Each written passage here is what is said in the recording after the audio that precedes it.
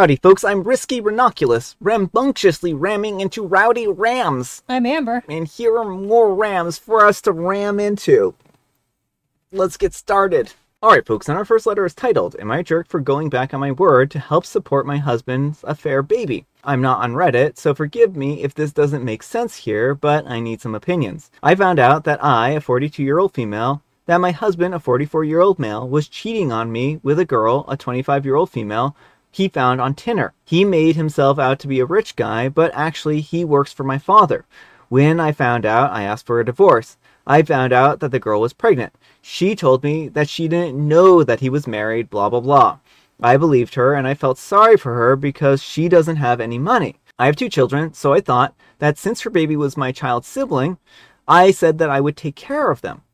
Then I stumbled across all of the texts between them, and she actually knew very early on that he was married, and she even stalked me on social media. He told her from the start that he was married and only wanted fun. She wanted more, and that's how I found out. Now I feel immense hatred and resentment towards her and her baby, and I don't want to help her anymore. I liked her and she fooled me, but she only used me. I told her that I wasn't going to be helping her and wished her good luck. My husband still will have an okay salary at his work, and from what I understand, he is planning to have custody, or at least shared custody of his child, so the baby will not be suffering, but not just rich. I asked her not to contact me again, and she is raging about me taking back my promise and gathering lots of sympathy, and I don't know. I know that the baby is innocent in this, but I feel resentful and bitter, like I have been used twice. I am very sorry, but no. Alright folks, what do you think? Not the jerk. You made a promise under false pretenses. You know, she pretended like she had been taken advantage of, and OP had enough empathy in her heart to reach out and be like, okay, yes, I'll help you. Yeah, you don't owe her anything. What she did is cruel and callous, and it's her own doing. Oh yeah, I mean, I feel like OP went way above and beyond, and would have gone way up and above and beyond if this had been just her not knowing that this was like a married man, right? Right, and the way OP found out was that she actually confronted her husband because she was afraid that he had manipulated this young woman, and he then showed OP the text confirming that, no, she was full well knew what was going on. So I feel like OP has every right to rescind their agreement at this point in time. It was more or less like, since you didn't know about his marriage status, I will help pay for your child. But that no longer applies because that first part was since you don't know, or since you didn't know. So I feel bad for OP and not bad for the other woman in this situation. But let me know what you folks think. So anyhow, take care and good luck. And Scarlet Darkstar says, not the jerk. She cheated with your husband and caused your divorce, in part, and then lied and manipulated you for money. Pretty rich that she now wants you to keep your word, which was given under false pretenses. She and her baby are not your responsibility, and you shouldn't support them because she tricked you into giving her the benefit of the doubt. Your husband probably coached her in order to maintain access to your money. And OP replies, my husband is the one who showed me the texts. Alright folks, and our next letter is titled, Am I a Jerk for Lying to My Son About Our Financial Situation? I'm a 45-year-old female, and I recently got into a fight with my 22-year-old male son about the fact that myself and my husband allowed him to take out student loans to pay for his college when we are in fact very wealthy. To give some context, when our son was born, my husband and I agreed that we wouldn't spoil him and keep our considerable wealth a secret. My husband is a lawyer and I'm a dentist. Despite us living in a big house, we told him that we couldn't afford many things that he asked for due to our mortgage or other loans that we had to pay off. We didn't buy the used car that he begged us for on his 16th birthday because he was asking us to pay for more than half of it. He had a job but always spent his money straight away. We wanted to teach him the value of saving. Over time, my husband started feeling guilty, and whenever I wasn't around, he would buy our son things that he wanted without informing me. When our son graduated from high school, he approached us and asked us if we could assist him with college tuition. I told him that we couldn't help him due to our mortgage, even though we never had one. For 4 years, my son had to work through college, often sacrificing his social life. One evening, after graduating college, he came to surprise us for dinner one night. where one of our good friends was eating with us, and his father asked him about college and asked if he had enjoyed his time there. He told him no, he had never had the time due to work and studying, but didn't hold this against us due to our financial situation. The friend then says, "Oh, I didn't know you were having financial trouble. What about the vacation spot that you were going to buy?" Our son looked up at us with confused face and said, "You guys can afford a vacation home? How?"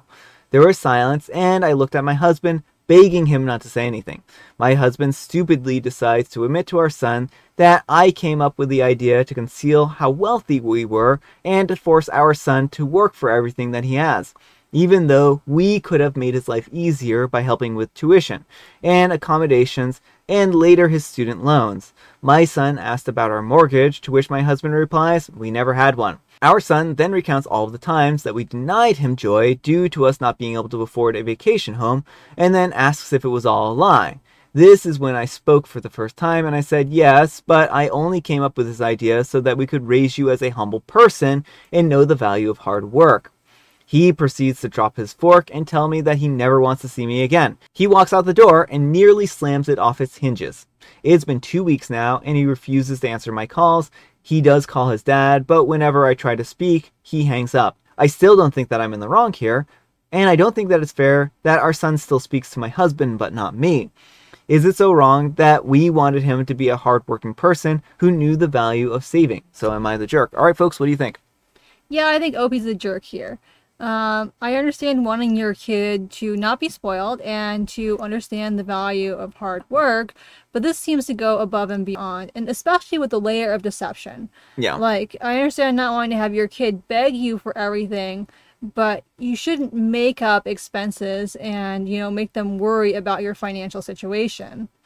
I know that OP is the one who suggested this, but the husband went along with it. Oh yeah, I think he's culpable too, 100%. And I think that the son is not seeing that the father in the same light for one reason or another. Maybe it's because the dad spoiled him here and there, but I think that he is as culpable as OP is. This is a two-person decision. It wasn't like he said, "No, I'm not going to lie to our son," and then never lied to him about this. He lied as much as she did. Right. Well, and the thing is too, like, there are different levels here. Like, yeah, I get not necessarily buying him a car outright. That's fine. College education is expensive, and that they didn't put anything down, especially where the son couldn't even get help from a FAFSA because they would have had to report their incomes on that. They were kind of like adding an extra, layer of difficulty to him getting his college paid for. Well, and not to mention he may have chose a school that wasn't as prestigious just simply because he wouldn't be able to afford it, right? And that's not to say that you can't get a good education at other schools. No. And I mean, certainly I think like there are a lot of opportunities in networking and whatnot that you can gain from, the name brand schools, so to speak, that you can't necessarily get from like a state school, for instance, right? Right. Well, I went to a state school. I went to UMaine, and I went there because they offered me a good financial aid package, and I knew my parents legitimately couldn't pay for me. Yeah. And so I just feel bad for the son in this situation because it seems like he may not even have had, like the opportunity for as much financial aid because of his income bracket that he wasn't even aware of. Yeah. And I mean, the same thing with me. I mean, I went to, UMaine State School simply because that's what I could afford. There wasn't any kind of chance of that I was going to get any kind of help outside of that. And that's really what it boils down to. Maybe I would have chosen a different school had I had more options, for instance, right? Yeah, I mean, to be fair, like, I'm fully contented. I think UMaine did a wonderful job. So I really like the school. But yeah, it wasn't even, I couldn't even consider elsewhere feasibly because I needed to not go into debt. I was like, I want this paid for. And I mean, I think where I'm kind of going with this is that he may have limited his choices and decisions and not gone to a school that he really wanted to go to because they wouldn't have been able to afford it. And I Right. think that's a shame, right? Right. Well, and I don't think the parents necessarily had to pay for his full college outright to any school of his choice, Mm-hmm. but they should have been more open and honest and given him aid where they could. Yeah, and I think they should have been open and honest from the very beginning, Mm-hmm. right? And not sprung this on him all of a sudden. Mm-hmm. Said, we want you to be able to, we have money, but we want you to be able to work for your money and whatnot. And then at least that wouldn't have been like a big surprise, because there's all Right. kinds of ways you can teach a child humility, empathy, and humanity without resorting to lying to them, right? Right. I mean, even just giving them a small allowance. You don't have to give them like all your money. Let them work on budgeting, because I get like, Christmas or birthday money, save it up and, buy Barbie or whatever. And then all my money is gone. And, I learned a lesson. Yeah. Well, and another thing that I have an issue with is that sometimes when people are given vast amounts of money, Mm-hmm. they just don't know how to use it, right? Mm-hmm. And so instead of teaching their son how to use money responsibly and teaching them how to not spend money, they basically have, when he inherits their money, he may not necessarily have the best way of handling that money and may end up, squandering it in one way or another because he just hasn't developed those skills to utilize the money. Yeah. And so, I mean, I think the car was a really great learning opportunity to have you need to save up 50% for us to Yeah. get it. I mean, it depends on what the price of the car was. That might have been a high price tag, but having some set amount he has to contribute or you're not getting it. But I think the college education and the way they've lied to him is just completely not okay. Yeah. But let me know what you folks think. So anyhow, take care and good luck. Alright folks, and our next letter is titled, Am I a Jerk for Not Letting My Friend Rename My Cat? I'm a 27-year-old female and I recently adopted cat Clover from a shelter. My friend Emma, a 27-year-old female, helped me to get the supplies and she's been very supportive. But she dislikes the name Clover and keeps suggesting more elegant names like Serapina or Athena. Despite my polite reminders that I want to keep the name Clover, Emma continues to call her by her imagined names she wants to call Clover. I firmly asked her to stop and use Clover's name. Emma got upset, saying that she deserved a say since she helped me with Clover. Now Emma is distant and telling mutual friends that I am ungrateful and controlling. Am I the jerk for insisting on keeping Clover's name? Alright folks, what do you think? Not the jerk. I mean, imagine that if everyone who bought a gift for a baby shower got a say in the baby's name. Yeah. Like, I mean, Emma is the one here who's being controlling. This isn't her pet. If she wants to name a cat, she can get her own cat. But you can't be like, oh, here's some cat food. Now I get to name your cat. Yeah, I mean, certainly, like, it's very nice of her, but if Emma is going to be one of these individuals that basically has strings attached to any gifts that they give you, then maybe this isn't a good friendship to have anyways. Like, there are people in life where they always expect something out of you, no matter what, if they give you something. And the best thing to do with people like that is to pay them for whatever they've given you and to part ways and say, and not accept any new gifts from them, because at that point in time they're just going to constantly hold anything that they've given you over your head. So yeah, I don't think that OP's in the wrong here, and I don't think that OP's being controlling. But let me know what you folks think. So anyhow, take care and good luck.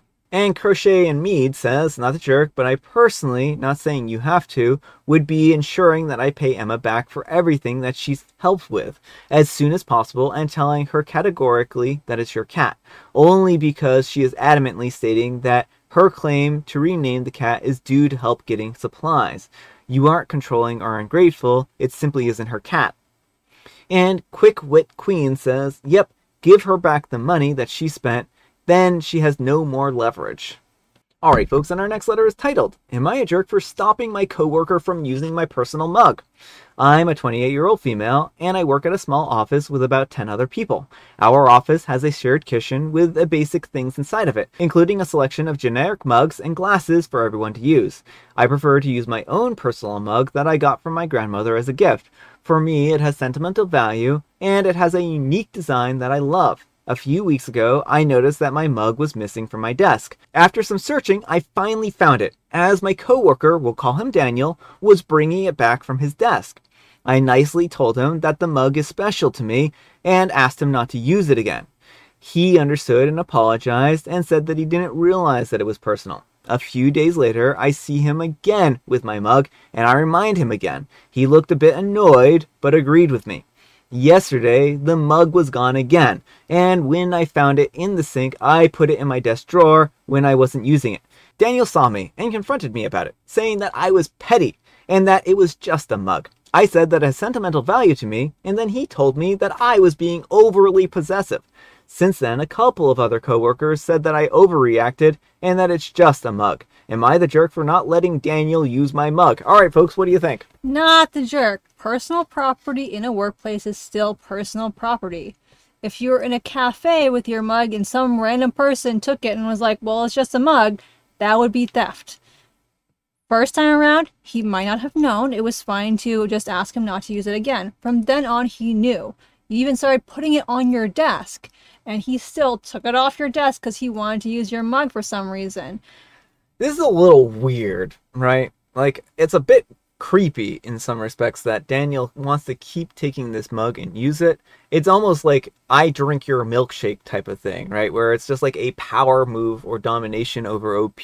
Like, I will use your mug, you will submit to me. And I would, if OP can, if there is an HR, I know they work in a small office, but if there is an HR, maybe it's time to talk to HR about Daniel's behavior because he's creating a hostile work environment.